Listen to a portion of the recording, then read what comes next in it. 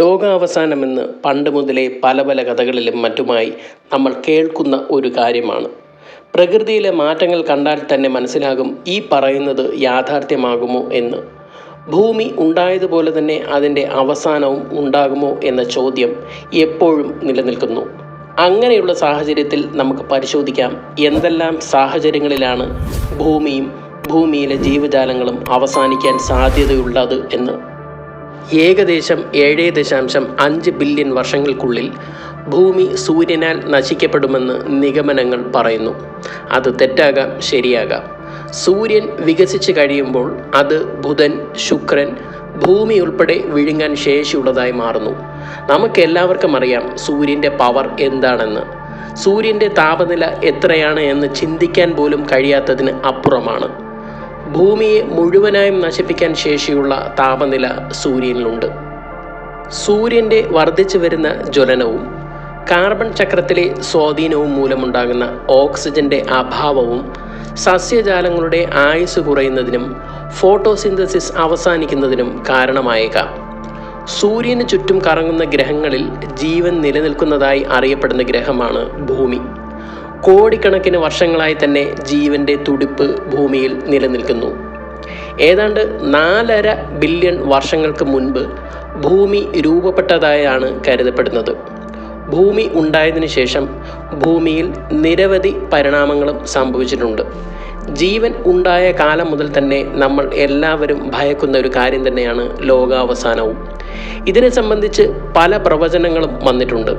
സാധാരണ ജനങ്ങൾ തുടങ്ങി ശാസ്ത്രജ്ഞർ, അതുപോലെ തന്നെ നിരവധി പേർ ലോകാവസാനത്തെക്കുറിച്ച് പല വാദങ്ങളും ഉന്നയിക്കുന്നു. ഇങ്ങനെയൊക്കെ ചിന്തിക്കുമ്പോഴും പറയുമ്പോഴും ഭൂമിയുടെ അവസാനത്തെക്കുറിച്ച് ശാസ്ത്രജ്ഞന്മാർക്കും ശാസ്ത്രലോകത്തിനും കൃത്യമായ രീതിയിലുള്ള പ്രവചനം നടത്താൻ കഴിഞ്ഞിട്ടില്ല എന്നുള്ളതാണ്. എന്നിരുന്നാലും ലോകാവസാനത്തിലേക്ക് നയിച്ചേക്കാവുന്ന ചില സാധ്യതകളെപ്പറ്റി ശാസ്ത്രജ്ഞന്മാർ പറയുന്നുണ്ട്. അതിൽ പ്രധാനപ്പെട്ട നിഗമനങ്ങളാണ് നമ്മളിപ്പോൾ നോക്കുന്നത്. അടുത്തത് ചിഹ്നഗ്രഹം, ആസ്റ്ററോയിഡ്സ്. ഒരു ചിഹ്നഗ്രഹത്തിൻ്റെ പതനമായിരിക്കും ഭൂമിയുടെ അവസാനമെന്ന് ചിലർ അഭിപ്രായപ്പെടുന്നത്. ചിഹ്നഗ്രഹങ്ങൾ ഭൂമിയുമായി കൂട്ടിയിടിച്ച് കാര്യമായ പരിസ്ഥിതി പ്രശ്നങ്ങൾക്കും അവസാനത്തിനും കാരണമായേക്കാമെന്നും ഒരു നിഗമനം ഉണ്ട്. അത്തരത്തിൽ ഒരു ചിഹ്നഗ്രഹം കൂട്ടിയിടിച്ചാണ് ദിനോസറുകളുടെ വംശനാശത്തിന് കാരണമായതെന്നും പറയപ്പെടുന്നു.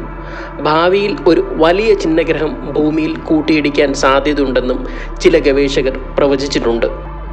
കോസ്മിക് ആഘാതങ്ങളുടെ ഭൗമശാസ്ത്ര രേഖയെ അടിസ്ഥാനമാക്കി നാസയുടെ അഭിപ്രായത്തിൽ ഏകദേശം 100 ദശലക്ഷം വർഷത്തിലൊരിക്കൽ ഭൂമി ഒരു വലിയ ചിഹ്നഗ്രഹത്താൽ ഇടിക്കപ്പെടുന്നു എന്നുള്ളതാണ്. ചെറിയ ചെറിയ ചിഹ്നഗ്രഹ ആഘാതങ്ങൾ എല്ലാ സമയത്തും സംഭവിക്കുന്നു. എന്നാൽ ഭാവിയിലെ ഒരു ചിഹ്നഗ്രഹത്തിന് ഭൂമിയിലെ എല്ലാവരെയും എളുപ്പത്തിൽ നശിപ്പിക്കാൻ കഴിയും എന്നുള്ളതാണ്. കഴിഞ്ഞ ഏതാനും 1000 വർഷങ്ങൾക്കുള്ളിൽ ചെറിയ ഉൽക്കാശിലകളുടെ ആഘാതത്തിൽ ചിലർ കൊല്ലപ്പെട്ടിട്ടുണ്ടായിരിക്കാമെന്നും തെളിവുകളുണ്ട്. സൗരയൂഥത്തിലെ ഏറ്റവും വലുതായ പല്ലാസ, വെസ്റ്റ തുടങ്ങിയ ചിഹ്നഗ്രഹങ്ങൾക്ക് മാത്രമേ ഭൂമിയെ നശിപ്പിക്കുന്ന രീതിയിലുള്ള നാശനഷ്ടങ്ങൾ ഉണ്ടാക്കാൻ കഴിയൂ. കാരണം ഇത് ഭൂമിയിൽ പതിച്ചു കഴിഞ്ഞാൽ തന്നെ എല്ലാ ജീവജാലങ്ങളെയും തുടച്ചു നീക്കും. അടുത്തതായിട്ട് സൂപ്പർ അഗ്നിപർവ്വതങ്ങൾ. ഭൂമിക്ക് വ്യാപകമായ നാശം വരുത്താൻ കഴിവുള്ളതാണ് സൂപ്പർ അഗ്നിപർവ്വതങ്ങൾ. അതായത് വലിയ അഗ്നിപർവ്വത സ്ഫോടനങ്ങൾ ഉണ്ടായാൽ അത് ഭൂമിക്ക് വളരെ ദോഷം വരുത്തി വയ്ക്കാൻ കഴിയും. ഇത് വളരെ അപൂർവമാണെങ്കിൽ പോലും ഭാവിയിൽ സംഭവിച്ചേക്കാവുന്ന ഒരു കാര്യമാണ്. യുണൈറ്റഡ് സ്റ്റേറ്റ്സിലെ കാൽഡറ യെല്ലോസ്റ്റോണിൽ സ്ഥിതി ചെയ്യുന്ന അഗ്നിപർവ്വതം സൂപ്പർ അഗ്നിപർവ്വതത്തിന് ഉദാഹരണമാണ്. ഇത് പൊട്ടിത്തെറിച്ചാൽ ഭൂമിയിലെ ജീവന് വിനാശകരമായ പ്രത്യാഘാതങ്ങൾ ഉണ്ടാക്കുന്നു. അടുത്തതായി കാലാവസ്ഥാ വ്യതിയാനം. മനുഷ്യൻ്റെ തന്നെ ചില പ്രവർത്തനങ്ങൾ ഭൂമിയെയും അതിൻ്റെ കാലാവസ്ഥയെയും സാരമായി ബാധിച്ചിട്ടുണ്ട്. ഫോസിൽ ഇന്ധനങ്ങൾ കത്തിക്കുന്നത് വഴിയും വനനശീകരണം, വ്യാവസായിക പ്രക്രിയകൾ എന്നിവ ഹരിതഗ്രഹവാതകം പുറന്തള്ളുന്നത് അതിവേഗം കൂട്ടുന്നുണ്ട്. ഇത് ആഗോളതാപനത്തിന് വഴിവെക്കുന്നു. കാലാവസ്ഥാ വ്യതിയാനം മഞ്ഞുരുകുന്നതിന് കാരണമാകുകയും സമുദ്രനിരപ്പ് ഉയർത്തുകയും ചെയ്യുന്നു. കൂടാതെ ഭൂമികുലുക്കം, സുനാമി, ചുഴലിക്കാറ്റ് ഇങ്ങനെയുള്ളവ കാലാവസ്ഥാ വ്യതിയാനം മൂലം ഉണ്ടാകുന്നതിന് ഒരു കാരണമായി തീരുന്നു. ഇത്തരത്തിലുള്ള കാലാവസ്ഥാ വ്യതിയാനം ഭൂമിയിലെ ജീവന് വളരെയധികം അപകടകരമാണ്. ഇത് ഭൂമിയുടെ നാശത്തിന് തന്നെ കാരണമാകുകയും ചെയ്യുന്നുണ്ടെന്ന് നിഗമനങ്ങൾ സൂചിപ്പിക്കുന്നു. ആണവ ദുരന്തം. ആണവ സാങ്കേതിക വിദ്യയുടെ വികസനവും ഉപയോഗവും ഭൂമിയിലെ ജീവന് വലിയൊരു ഭീഷണിയാണ്. ആണവ ദുരന്തങ്ങൾ വൻതോതിലുള്ള വ്യാപകമായ റേഡിയേഷൻ മലിനീകരണത്തിന് കാരണമാകുന്നു. ഇത് ആരോഗ്യ പ്രശ്നങ്ങൾക്കും പാരിസ്ഥിതിക നാശത്തിനും ഇടയാക്കുന്നു എന്നുള്ളതാണ്. പല രാജ്യങ്ങളും ഇപ്പോൾ ആണവശക്തിയുള്ള രാജ്യങ്ങളാണ്. പണ്ട് നമുക്കറിയാം അമേരിക്ക ജപ്പാനിൽ പ്രയോഗിച്ച ആണവശക്തിയുടെ നാശഫലം എന്താണെന്ന്. നമ്മൾ ഏവർക്കും അറിയാവുന്ന ഒരു കാര്യം തന്നെയാണ്. ആ രാജ്യത്തിലുണ്ടായ നാശനഷ്ടങ്ങളും ജനങ്ങളുടെ ജീവനെയും ബാധിച്ച കാര്യങ്ങളെല്ലാം നമുക്കറിയാവുന്ന കാര്യങ്ങളാണ്. അപ്പോൾ പറഞ്ഞതുപോലെ തന്നെ ഒരു യുദ്ധമുണ്ടായാൽ രാജ്യങ്ങൾ തമ്മിൽ ആണവായുധങ്ങൾ ഇനിയും പ്രയോഗിക്കുമോ എന്നുള്ള ഭയം എല്ലാവരിലുമുണ്ട്. അതിനാൽ തന്നെ ആണവ ദുരന്തങ്ങൾ തടയാൻ അന്താരാഷ്ട്ര സഹകരണവും കർശനമായ സുരക്ഷാ നടപടികളും അനിവാര്യമാണ്. അടുത്തതായി ജൈവിക ഭീഷണി. ബയോടെക്നോളജിയിലുണ്ടായ പുരോഗതിയും അപകട സൂചനകൾ നൽകുന്നുണ്ട്. മെഡിക്കൽ രംഗത്തെ മുന്നേറ്റങ്ങൾ രോഗങ്ങളെ പ്രതിരോധിക്കാൻ കഴിവുണ്ടെങ്കിലും ബോധപൂർവം പല രോഗങ്ങളും സൃഷ്ടിക്കാനും കാരണമാകുന്നു. ഇത് ഒരു ആഗോള മഹാമാരിയിലേക്ക് നയിക്കപ്പെട്ടേക്കാം ഈ കാര്യങ്ങൾ. ഭൂമിയിലെ ജീവന് വളരെയധികം ഭീഷണികൾ നിലനിൽക്കുന്നു എന്നതാണ് വാസ്തവം. അത് ഭാവിയിൽ വളരെ അപകടത്തിൽ കൊണ്ടെത്തിച്ചേക്കാം. പ്രകൃതിദത്തവും മനുഷ്യപ്രേരിതവുമായ ഭീഷണികൾ നേരിടേണ്ടി വരുമെന്നാണ് കണ്ടെത്തലുകൾ. ലോകാവസാനത്തിൻ്റെ കൃത്യമായ കാരണവും സമയവും സാഹചര്യവും പറയുന്ന പ്രയാസമുള്ള കാര്യമാണ് എന്നാണ് ശാസ്ത്രജ്ഞൻ പറയുന്നത്. എന്നാൽ ഇത് നടക്കില്ലെന്നും കരുതാൻ കഴിയില്ല. ഇങ്ങനെ ഒരു ലോകാവസാനം ഉണ്ടായാൽ ഭൂമി സമ്പൂർണ്ണ നാശത്തിന് വിധേയമാകുമെന്നും കരയിലോ കടലിലോ ഒരു ജീവി പോലും അവശേഷിക്കുന്നില്ലെന്നും ശാസ്ത്രജ്ഞൻ പറയുന്നു.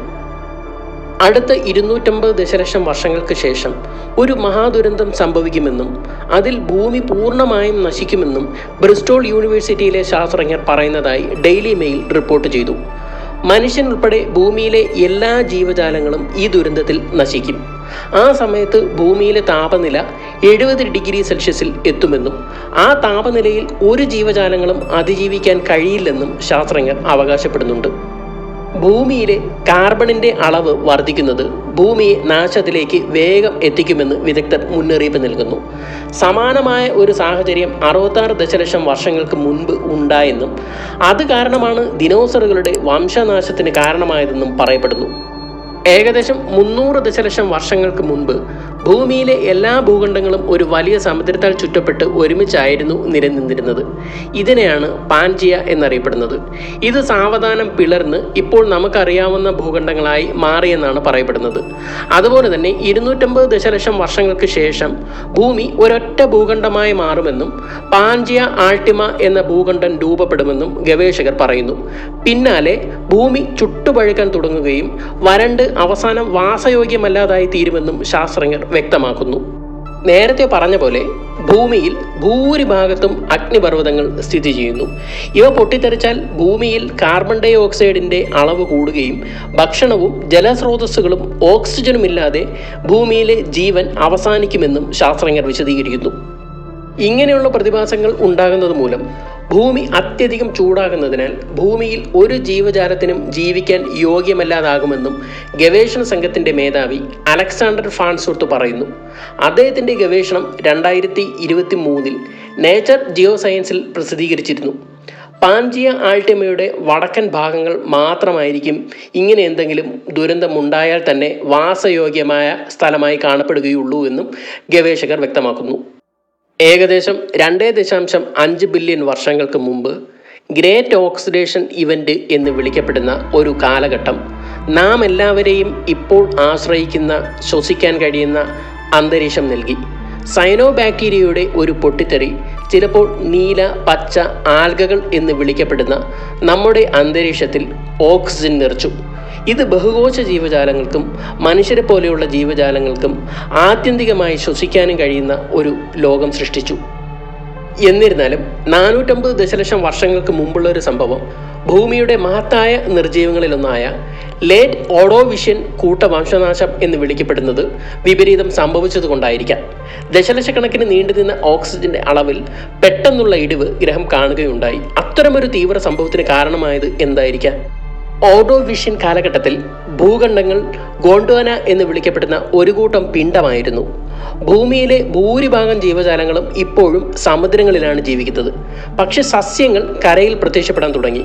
തുടർന്ന് ഓർഡോവിഷ്യൻ അവസാനത്തോട് അടുത്ത് ഒരു വലിയ കാലാവസ്ഥാ വ്യതിയാനം ഉണ്ടാകുകയും സൂപ്പർ ഭൂഖണ്ഡത്തെ ഹിമാനികൾ കൊണ്ട് പൊതിയുകയും ചെയ്തു. ജീവിവർഗങ്ങളെ നശിപ്പിക്കാൻ ഈ ആഗോള തണുപ്പ് മാത്രം മതിയായിരുന്നു. എന്നാൽ പിന്നീട് ഓക്സിജന്റെ അളവ് കുത്തനെ ഇടിഞ്ഞതോടെ വംശനാശത്തിന്റെ രണ്ടാമത്തെ പൾസ് ഉയർന്നു. സവിശേഷമായ താപനിലയും ഓക്സിജൻ പോലുള്ള മൂലകങ്ങളുടെ പ്രത്യേക സാന്ദ്രതയുമുള്ള സമുദ്രങ്ങളുടെ പാളികൾ അടിസ്ഥാനപരമായി മാറ്റുന്നതിന് ഹിമാനികൾ ഉത്തരവാദികളാണെന്ന് ചില ഗവേഷകർ കരുതുന്നു. എന്നിരുന്നാലും ഓക്സിജൻ കുറയുന്നതിൻ്റെ കൃത്യമായ കാരണം ഇപ്പോഴും ചർച്ചാ വിഷയമാണ്. കാരണം എന്തു തന്നെയായാലും അന്തിമഫലം ചില കണക്കുകൾ പ്രകാരം ഭൂമിയിലെ 80% ജീവജാലങ്ങളും വൈകി ഓർഡോവിഷ്യൻ കൂട്ടവംശനാശത്തിനിടയിൽ മരിച്ചു എന്നാണ്. ഇത് മുമ്പ് സംഭവിച്ചിരിക്കാം, പക്ഷേ ഒരു ഓക്സിജനേഷൻ വീണ്ടും സംഭവിക്കുമോ? കാരണം കാലാവസ്ഥാ വ്യതിയാനം ഇതിനോടകം തന്നെ നമ്മുടെ സമുദ്രത്തിലെ ഓക്സിജന്റെ അളവ് കുറയ്ക്കുകയും സമുദ്രജീവികളെ നശിപ്പിക്കുകയും ചെയ്യുന്നു എന്നുള്ളതാണ്. ആഗോള ശീതീകരണത്തിൻ്റെ പെട്ടെന്നുള്ള കാരണം ഓർഡോവിഷ്യൻ കൂട്ടവംശനാശത്തിന് കാരണമായെങ്കിലും എന്താണ് ആദ്യം അതിന് കാരണമാകാൻ കാരണം? ഗാമാറേ ബേസ്റ്റ് ആയിരിക്കാമെന്ന് നിരവധി ജ്യോതിശാസ്ത്രജ്ഞർ അഭിപ്രായപ്പെടുന്നു. ഗാമാറേ ബേസ്റ്റ് GRBകൾ പ്രപഞ്ചത്തിലെ ഏറ്റവും അക്രമാസക്തവും ഊർജ്ജസ്വലവുമായ സ്ഫോടനങ്ങളായി തോന്നുന്ന നിഗൂഢമായ സംഭവങ്ങളാണ്. എന്നാൽ മുൻകാലങ്ങളിൽ സംഭവിച്ചതുപോലെ മിൽക്കി വേയിൽ അത് സംഭവിച്ചാൽ അത് ഭൂമിയിൽ വൻതോതിലുള്ള വംശനാശത്തിന് കാരണമാകും. ഗാമാകിരണങ്ങൾ അന്തരീക്ഷ ഓക്സിജനും നൈട്രജനും വേർപെടുത്തുന്നു. ഈ വാതകങ്ങൾ നൈട്രജൻ ഡയോക്സൈഡായി പരിവർത്തനം ചെയ്യപ്പെടുന്നു. ഈ പുകമഞ്ഞ് ഭൂമിയെ മുഴുവൻ മൂടുന്നത് സൂര്യപ്രകാശത്തെ തടയുകയും ആഗോള ഹിമയുഗത്തിന് തുടക്കമിടുകയും ചെയ്യും. ഗാമാറേ പൊട്ടിത്തെറിച്ചാലും ഇല്ലെങ്കിലും ഏകദേശം 1 ബില്യൺ വർഷത്തിനുള്ളിൽ ഓക്സിജന്റെ അഭാവം മൂലം ഭൂമിയിലെ മിക്ക ജീവജാലങ്ങളും ഒടുവിൽ മരിക്കുമെന്നാണ് നിഗമനങ്ങളിൽ പറയുന്നത്. നേച്ചർ ജിയോസയൻസ് ജേണലിൽ മാർച്ചിൽ പ്രസിദ്ധീകരിച്ച മറ്റൊരു പഠനമനുസരിച്ചാണിത്.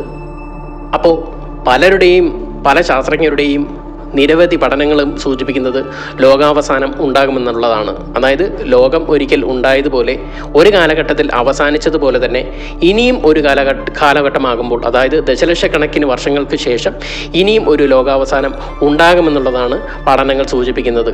ചിലപ്പോൾ അത് യാഥാർത്ഥ്യമാകാം, യാഥാർത്ഥ്യമല്ലാതിരിക്കാം. എന്തായാലും ആ കാലഘട്ടത്തിൽ ജീവിച്ചിരിക്കുന്നവർക്ക് തീർച്ചയായിട്ടും അനുഭവിച്ചറിയാൻ കാരണമായേക്കാവുന്ന ഒരു കാര്യം തന്നെയായിരിക്കും ഇത്.